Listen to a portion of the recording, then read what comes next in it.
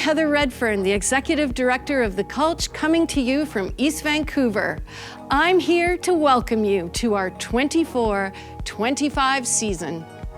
Our season kicks off with Cliff Cardinal's As You Like It, or the Land Acknowledgement Show. This show just made a splash across Canada. It won the Governor General's Literary Award for Drama. I think he's an extraordinary artist. I also feel like he has such a great brand of humor within his work, sort of unexpected. One of the most surprising, entertaining, and enjoyable theater experiences I've ever had. It's so well executed. I love it. Raven Mother is a very significant piece for our family. It's a piece that reflects decades of work. It follows the revitalization of our dance practice that goes back to the 1960s, and at that time it was under the leadership of my mother, Elder Margaret Harris. Our dance practice was asleep, and there was a slow awakening that took place, and my mother was really integral to that process.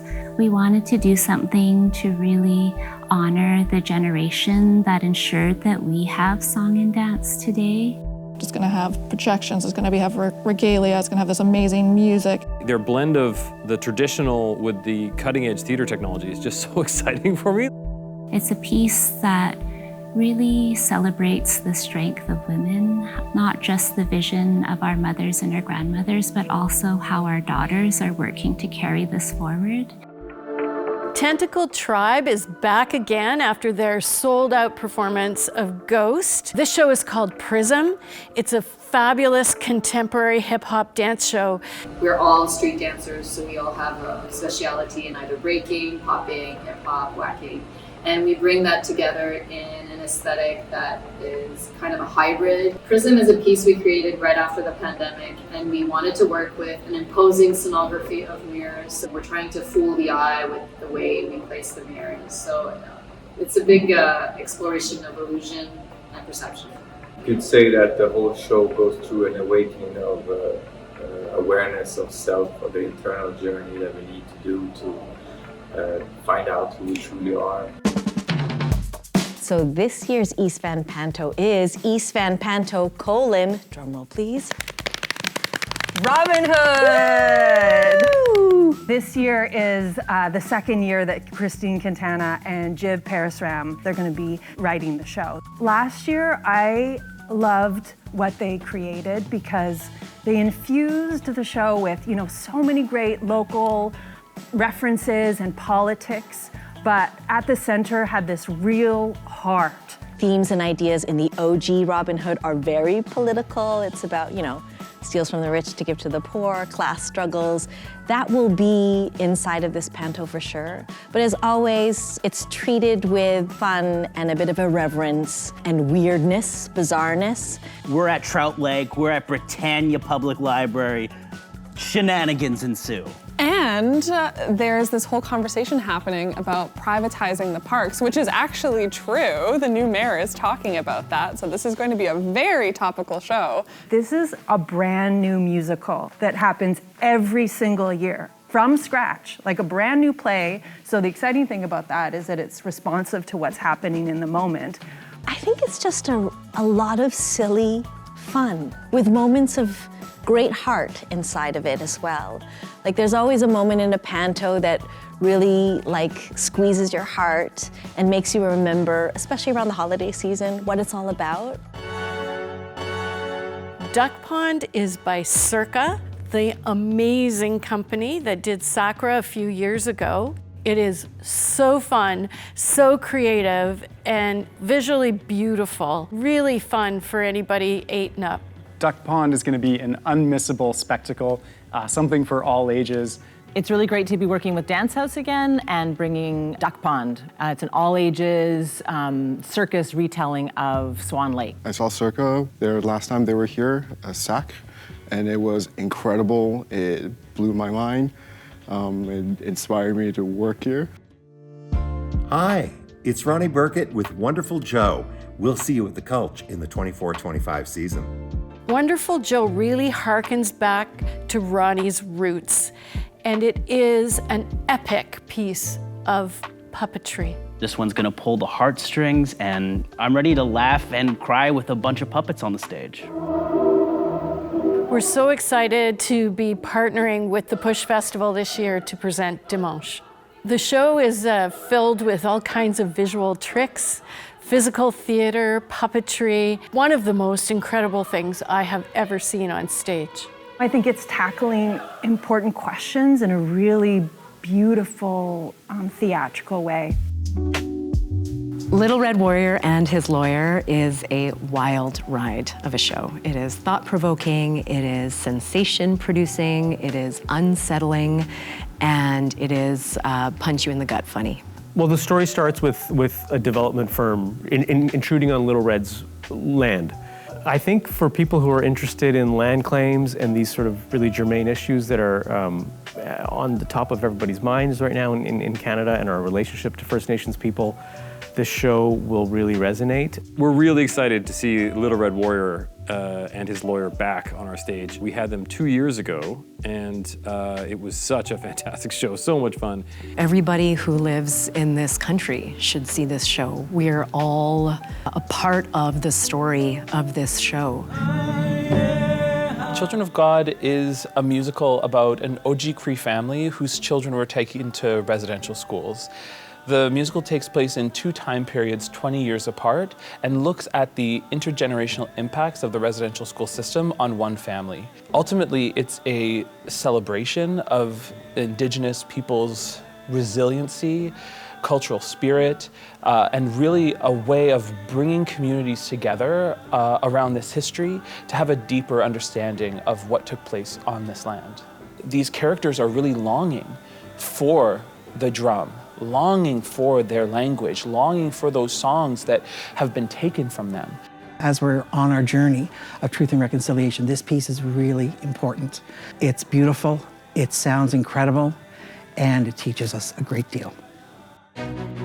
The story of the show mainly is about Belle, how she fallen in love with the beast. He's trying to learn how to love a woman very first time. And my life part is part of my life. Feelings about me, about my life. Niall McNeil is a force. That man creates at a rate and a passion that is unmatched. I think he's such a great creator, and the team that's all surrounded on that production, including the incredible Veda Hilly, I think it's just, it's promising to be a really special show. We love having long-term relationships with local companies, and so it's great to have the search party back with Dance Nation after Fairview and Stupid Fucking Bird, shows that have all been really popular with the audiences. Dance Nation is written by Claire Barron, and she uses a teenage dance troupe as a framework to talk about friendship and power and ambition. The specifications of the casting require that you don't actually cast people that are teenagers or dancers even. And so the idea is that the audience gets to see these teenagers being portrayed by adults. And what that does is it creates a tension and a connection between these 2 important parts of our life. So the character that I'm playing is named Zuzu. She's balancing a lot of parental pressure and grappling with past history in her family, and also trying to learn about what it is to be really good at something and also be humbled by that. I think an audience can expect spectacle paired with really intimate moments, paired with really ferocious intensity, and be prepared to be a little uncomfortable. And it's funny. It's really funny. Mindy's just been producing really exciting presentations of works from the contemporary canon over the last few years, and I'm just super excited. I know Amanda Sum's in the project. I'm a huge fan. If Mindy's bringing this show, if the search party is programming it, it is going to have an impact.